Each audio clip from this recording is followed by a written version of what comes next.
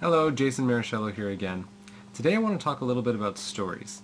So when I'm talking about stories, I'm talking about the stories that we tell ourselves, the stories that we tell about others, and the stories that others tell about us. And I'm not talking about fairy tales, that kind of thing. I'm talking about the stories that we begin to associate with our own identity.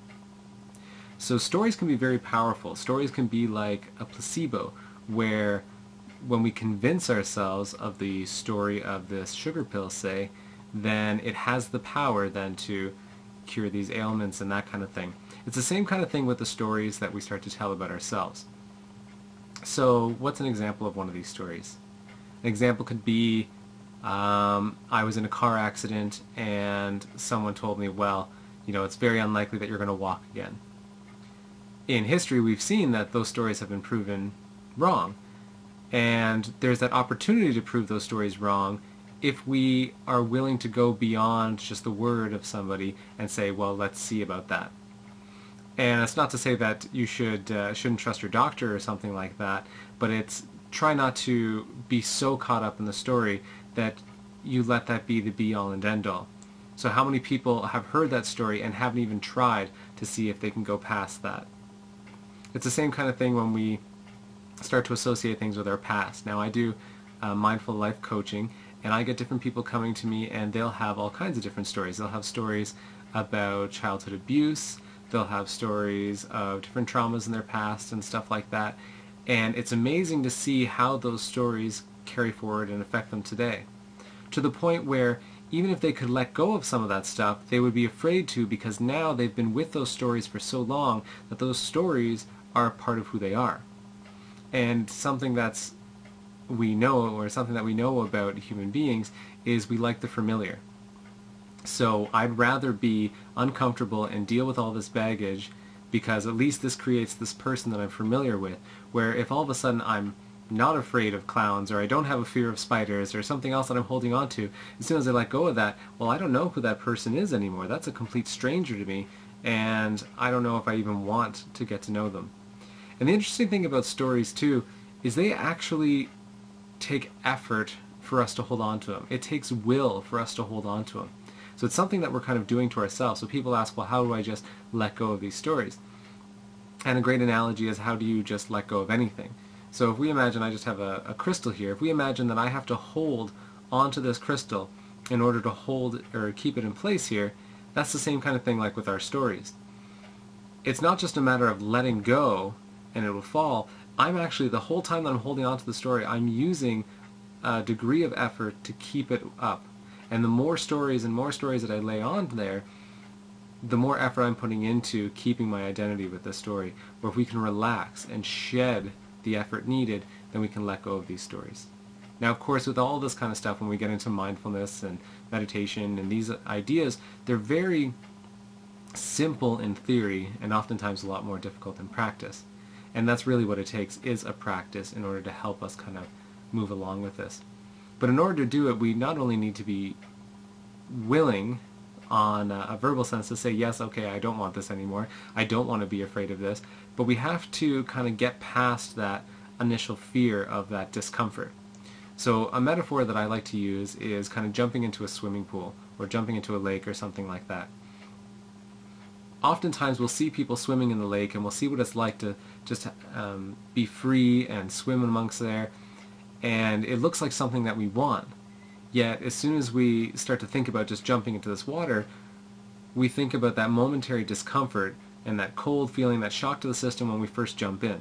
And that shock to the system, that discomfort, that maybe not knowing where the bottom is and having to try to catch ourselves and keep our head above water, that's what often stops us from even jumping in. So sometimes maybe we'll kind of dip our toe in and tell ourselves, yeah, we'll get in there slowly, or we'll get in there when we're ready, and we never do it.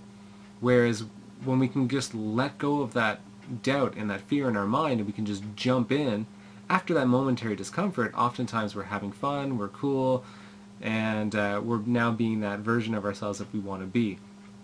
But again, it takes that momentary discomfort to kind of get that. So that kind of talks a little bit about what the stories are, But now this is something that we also not only perpetuate with ourselves, but we keep it going with other people, and people keep putting it on us as well. So I have a couple people that come to see me that have phobias. And it's really interesting with phobias because once everybody gets to know your phobia, they love to talk about it, or they love to rub it in your face. This is just how sick and twisted people are sometimes. So, for instance, if I had a fear of clowns, not only would I be kind of working on getting over that story, and I could let go of that ball or something, but every time I'm about to start to loosen my grip on that, if other people keep associating me with that person, with that story, then it's going to just tighten my grip back up. So, for instance, my wife has a fear of clowns, and she's been doing really well at getting over that. We've been talking about all the same stuff that I'm talking about today, but her loved ones, who may watch this video one day, love to bring that back up. And every time that we bring that back up, it kind of solidifies that version of herself, and she recognizes, okay, well, this is how people see me, this is who I might as well be. And so it makes it harder for us to kind of move past that and everything else. So this is something to keep in mind as we start putting stories on other people. For instance, I saw someone recently about my shoulders. I have some wing scapula from some sports and stuff that I did in the past, and someone said to me, well, you have the shoulders of someone who's been in a car crash. And right away I could tell that my mind wanted to write that story and start associating, well, okay, well, yeah, I got all this stuff that I'm dealing with, I have all these things that are holding me back and all that kind of stuff.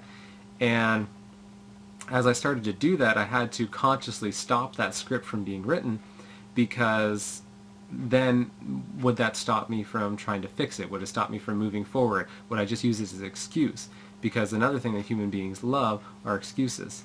So I do a lot of arm balances in my yoga practice, and a lot of people will even try to pass the story on to me of saying, well, it's because you're short, and it's because you're a guy, and it's because you do this, and it's because you do that.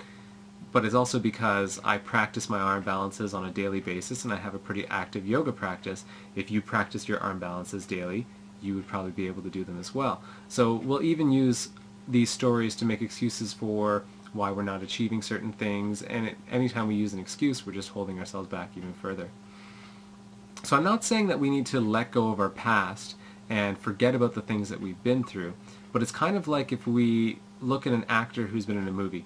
So if an actor takes on a role to, say, play a bad guy in a movie, sometimes actors get typecast and that kind of thing, but that's what we're trying to avoid. We're trying to avoid typecasting ourselves. So if I played a bad guy in a movie before, now from this moment I should be able to accept the script of being the good guy, or being, I don't know, the comical one, or something like that, right? So we're not looking at, okay, well, now this is my identity, this is who I am. Be prepared to be different versions of yourself as life takes you to that point, and be the version of yourself that's most true, which is the version with none of these stories. So a little bit something to chew on, and I may not have been the most articulate in this video, but hopefully you were able to grasp some of the concepts that I'm kind of going on with these stories. A lot of other people have videos about this kind of stuff, and it's really great to kind of start to dive into. It can really expand into some of the issues that we've been working with, even things that fuel anxiety, depression, all this kind of stuff. So good luck with it, and we'll catch you next time.